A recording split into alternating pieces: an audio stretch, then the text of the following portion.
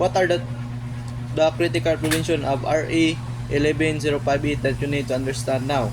The following prevention of RE 11058 are what we believe are the critical prevention of this law. This prevention aims to collectively develop a culture of safety in the workplace to ensure that employers and employees alike contribute to maintaining a healthy and secure work environment.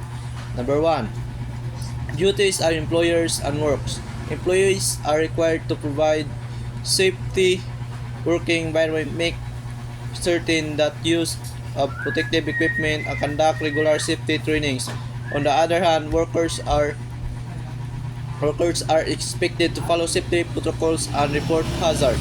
So, number 1, pasabot sa number 1, kailangan ng mga empleyado o na magbigay ng mga ligtas na kapaligiran sa pagtatrabaho. Tiyakin ang paggamit ng mga pangkabilang banda ang mga gawa na inasahang sumunod sa protokolo sa kaligtasan at magsabi ng mga panganib para maiwasan ang aksidente.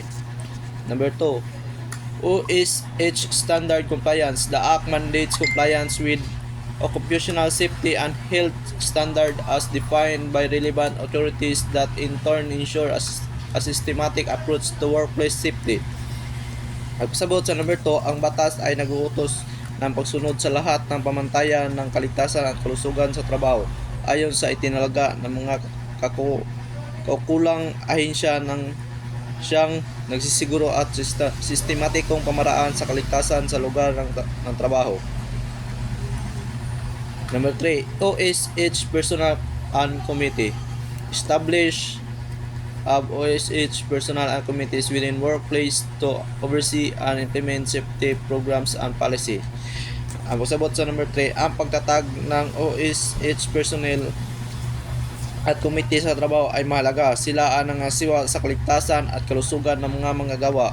Sinisiguro nila na ipapatupad ang patakaran para maiwasan ang aksidente. Number 4, penalties for non-compliance. Employers who fail to comply with OSH standards can face penalties, including fines and potential work stoppage order. RA 11058 sets specific penalties for various violations to make sure strict adherence to this law. Sabot sa number 4, ang mga employer o empleyado na hindi sumunod sa mga pamantayan ng OSH ay maaring mapatawan ng parusa kabilang ang multa ng posibleng pagpapatigil sa trabaho. Itinakda ng RA 11058 ang mga partikular na parusa para sa iba't ibang paglabag upang matiyak ang mahigpit na pagsunod sa batas na ito. Number 5, workers' right and remedies. Employees have the right to refuse unsafe work without threat, retaliation, and to be informed about hazard in this workplace. You as an employee can have access to medical exposure records related to OSH. Sabot sa number 5, may karapatan ng mga empleyado na tumanggi sa panganib na trabaho ng walang banta na paghiganti at dapat silang ipaalam tungkol sa panganib sa kanilang lugar ng trabaho. Bilang empleyado, may access ka sa mga medical at exposure records na may kaugnayan sa OSH.